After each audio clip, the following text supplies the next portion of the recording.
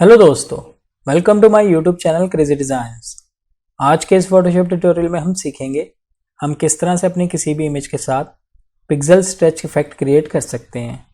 जैसे कि इस वक्त आप अपनी स्क्रीन पर देख सकते हैं। ये देखिए, मैं आपको दिखाता हूँ बिफोर एंड आफ्टर। तो किस तरह से हम ये क्रिएट कर सकते हैं, चलिए देखते हैं। पिक्सेल स्ट्रेच पोर्ट्रेट के लिए मैं ये वाला इमेज यूज़ कर रहा हूँ। आप इस तरह का कोई भी इमेज यूज़ कर सकते हैं। freepik.com, pixel.com या unsplash.com से आपको फ्री में इस तरह के इमेजेस मिल जाएंगे। फर्स्ट स्टेप में हम यहाँ पे एक न्यू डॉक्यूमेंट क्रिएट करेंगे। इसके लिए हम यहाँ से जाएंगे फाइल में और न्यू पे क्लिक करेंगे। यहाँ आने के बाद आप इसकी विड्थ और हाइट 1000 रखिएगा। रेजोल्यूशन हम इसकी 150 रखेंगे। बैकग्राउंड कलर आप कोई भी चूज़ कर लीजिएगा, हमें बाद में इसको चेंज करना है और क्रिएट पे क्लिक कर दीजिएगा। आप देख सकते हैं हमारा डॉक्यूमेंट क्रिएट हो चुका है। कंट्रोल 0 प्रेस करते हैं, इसे फिट टू स्क्रीन देखेंगे। सबसे पहले हम यहाँ से इसको अनलॉक करेंगे। आप इस वाले आइकन पर क्लिक कीजिए और इस डॉक्यूमेंट को अनलॉक कर लीजिए। अनलॉक करने के बाद ब्लैंक स्पेस पर डबल क्लिक करेंगे और यहाँ से आ जाएंगे ले स्टाइल में। ले स्टाइल में आने के बाद आप ग्रेडियंट ओवरले पे क्लिक कीजिएगा। हमें ग्रेडियंट अप्लाई करना है अपने डॉक्यूमेंट पे। यहाँ पर आने के बाद आप यहाँ स्टाइल में रेडियल रखेंगे। रिवर्स आपका चेक होना चाहिए। एंगल को हम यहाँ पे 50 डिग्री रखेंगे। स्केल हम यहाँ पे 150 रखेंगे। इसके बाद आप इस वाली ग्रेडियंट वाली बार पे क्लिक कीजिएगा। यहाँ आने के बाद हम यहाँ से कलर चूज़ करेंगे, हमें कौन सा कलर अप्लाई करना है।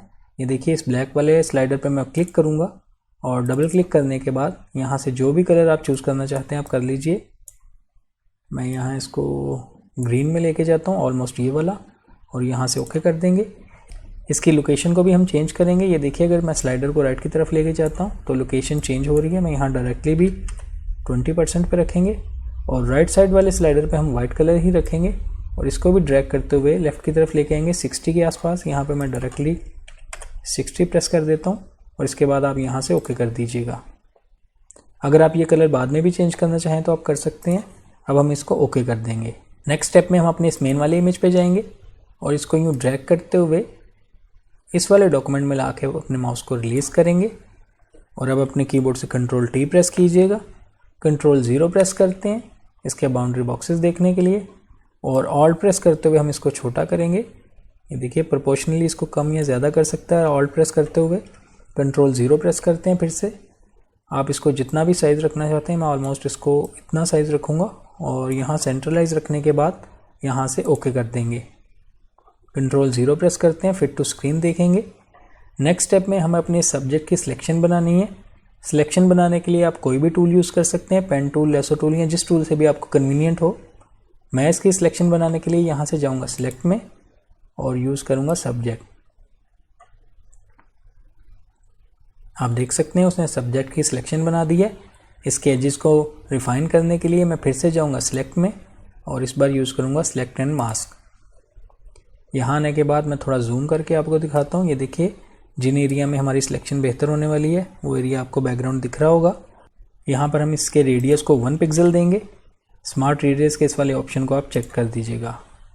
अब ये देखिए, जिस एरिया पे हमें इसके बैकग्राउंड को ठीक करना है, जिसको यहाँ पे मैं पेंट करूँगा, यहाँ पे भी करते हैं और यहाँ पे भी आप देख सकते हैं। इसी तरह और भी कहीं आप देख लीजिएगा। ये यहाँ बालों पे भी हम थोड़ा सा बिल्कुल एजेस पे पेंट करेंगे इस तरह से। ये करने के बाद डिकॉन्टिमिनेंट कलर्स के इस वाले ऑप्शन को आप चेक कर दीजिएगा। इसको हम 100% रखेंगे इसके अमाउंट को। आउटपुट में new layer with layer mask और यहाँ से ओके कर दीजिए।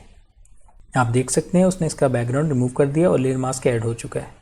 नेक्स्ट स्टेप में आप इसी लेयर को सिलेक्ट रखते हुए यहाँ से रेक्टेंगल मार्क के टूल सेलेक्ट कर लीजिएगा और ये देखिए, यहाँ से हम इस एरिया की एक सिलेक्शन बनाएंगे इस तरह से यहाँ तक। यूँ सिलेक्शन बनाने के बाद अब अपने कीबोर्ड से कंट्रोल J प्रेस कीजिएगा। ये देखिए, इसकी एक कॉपी बन चुकी है। अब आप अपने कीबोर्ड से कंट्रोल T प्रेस कीजिए और ऑल्ट एंड शिफ्ट प्रेस करते हुए इसको यूँ इसका साइज़ बड़ा कीजिए। ऑलमोस्ट हम यहाँ इसको इतना लेके आएंगे। यहाँ लाने के बाद आप यहाँ से ओके कर दीजिएगा। मूव टूल सेलेक्ट करते हैं और यूँ इसको टॉप पे ले जाएंगे यहाँ पर। यहाँ लाने के बाद हम यहाँ से जाएंगे फ़िल्टर में, डिस्टॉर्ट, और यहाँ से हम यूज़ करेंगे पोलर कोऑर्डिनेट्स। यहाँ आने के बाद आप इसका प्रीव्यू भी देख सकते हैं। रेक्टेंगुलर टू पोलर आपका सिलेक्ट होना चाहिए और इसके बाद आप यहाँ से ओके कर दीजिएगा। ये देखिए उसने इसकी एक शेप बना दी है। अब आप अपने कीबोर्ड से Ctrl+T प्रेस कीजिए और इसको हम रीसाइज करेंगे, ऑलमोस्ट इतना रखेंगे। इसकी पोजीशन देखने के लिए सबसे पहले हम इस लेयर को नीचे लेके जाएंगे, इस वाली लेयर से। ये देखिए मैं ड्रैग करते हुए इसको नीचे ले आता हूँ। अब आप अपने कीबोर्ड से Ctrl+T प्रेस कीजिए और इसको यूँ सर्कल शेप में भी ले आइए और जहाँ भी आप एडजस्ट करना चाहते हैं अपने डॉक्यूमेंट में। ये देखिए इस एरिया को मैं चाहता हूँ इसके पीछे आ जाए, तो मैं इसको थोड़ा रोटेट कर देता हूँ इस तरह। ये देखिए ये सब्जेक्ट के पीछे चला गया और मैं इसका साइज़ थोड़ा सा और बड़ा कर देता हूँ, ऑलमोस्ट इतना। यहाँ रखने के बाद थोड़ा सा छोटा कर देते हैं, यहाँ रखते हैं। इसका मैं चाह रहा हूँ हाथ थोड़ा सा बाहर होना चाहिए। यहाँ रखने के बाद आप यहाँ से ओके कर दीजिएगा। मुझे लगता है इसका साइज़ थोड़ा सा और छोटा होना चाहिए। मैं फिर से Ctrl+T प्रेस करता हूँ और इसको यहाँ रखते हैं, ऑलमोस्ट इतना। ये देखिए और इसके बाद आप यहाँ से ओके कर दीजिएगा। नेक्स्ट स्टेप में हम लेयर मास्क ऐड करेंगे अपने सर्कल पे। लेयर मास्क ऐड करने के लिए आप इसको सिलेक्ट रखिएगा और इस वाले आइकन पर क्लिक करेंगे तो ये देखिए लेयर मास्क ऐड हो चुका है। लेयर मास्क ऐड करने के बाद आप अपने कीबोर्ड से B प्रेस कीजिए, ब्रश टूल सेलेक्ट कर लीजिएगा। यहाँ इसकी हार्डनेस को हम 100% रखेंगे, ओपेसिटी एंड फ्लो को भी 100% रखेंगे। आपका फोरग्राउंड कलर ब्लैक होना चाहिए।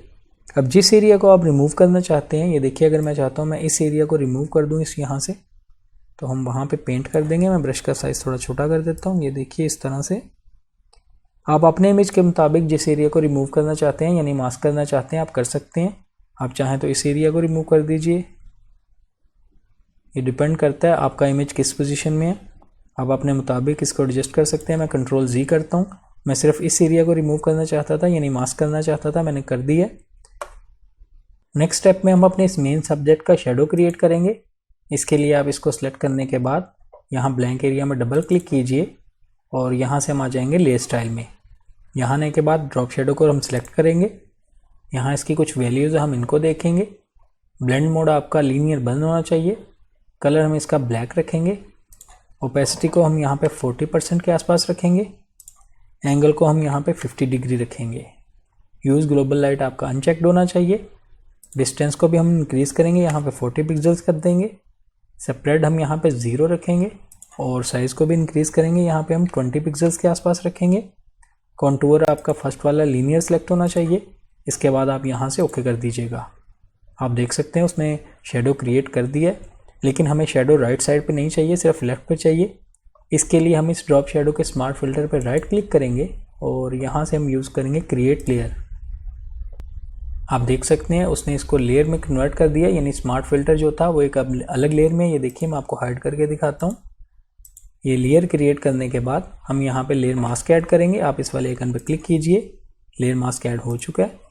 अब आप अपने कीबोर्ड से B प्रेस कीजिए। हमें ब्रश टूल सेलेक्ट करना है। ओपेसिटी एंड फ्लो 100% होना चाहिए और जिस एरिया में हमें शेडो नहीं चाहिए हम उस एरिया पे पेंट करेंगे। ये देखिए राइट साइड पे मुझे नहीं चाहिए, तो मैं यहाँ से इस तरह से, ये देखिए राइट साइड पे हम इस तरह से पेंट करते जाएंगे।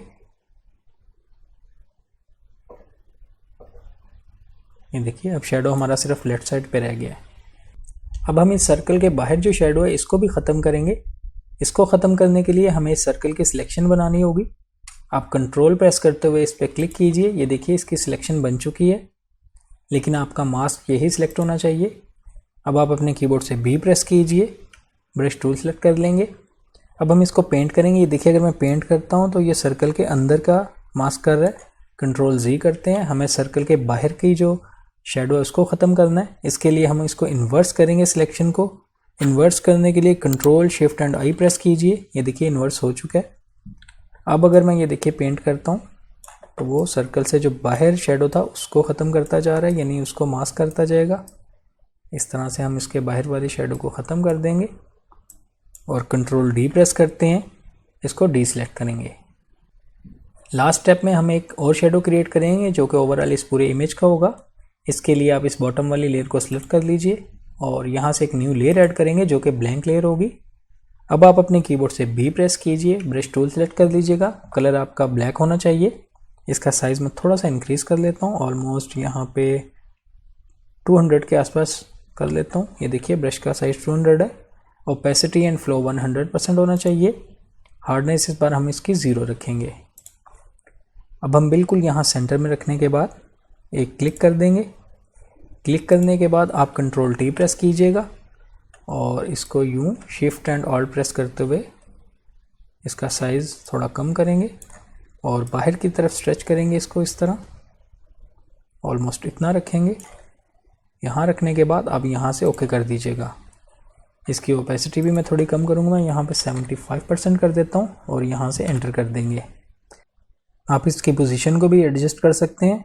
मैं अपने कीबोर्ड की एरोस की से इसको थोड़ा सा नीचे और ले आता हूँ, ऑलमोस्ट इतना, और यहाँ पे हम इसको एडजस्ट कर देंगे। अब आप देख सकते हैं हमारा पिक्सल स्ट्रेच इफेक्ट क्रिएट हो चुका है। इस तरह इन स्टेप्स पे अमल करते हुए आप भी किसी भी इमेज पे ये इफेक्ट क्रिएट कर सकते हैं। आई होप आपको आज का ट्यूटोरियल अच्छा लगा होगा। वीडियो पसंद आई तो लाइक कीजिए, मेरे चैनल को सब्सक्राइब कीजिएगा। मिलते हैं नेक्स्ट वीडियो में एक न्यू ट्यूटोरियल के साथ। Thank you.